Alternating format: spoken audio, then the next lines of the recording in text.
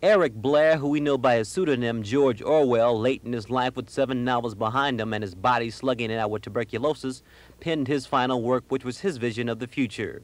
He called it 1984. The year is here, and Butler University professor George Geib offered an opinion on what Orwell would say about the way things are.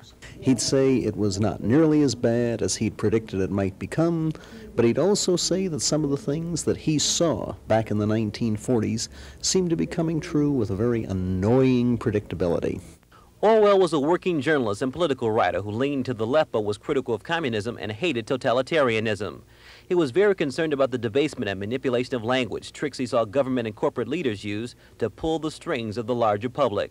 Despite his feelings about Big Brother and 1984 society, Orwell would be pleased by his book's position on the bestseller list.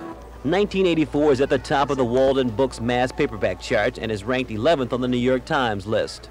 Everybody's buying. At first you have the high school students that have to buy for their English courses, and then you also have everyone else that wants to buy to see if the predictions are going to come true in '84.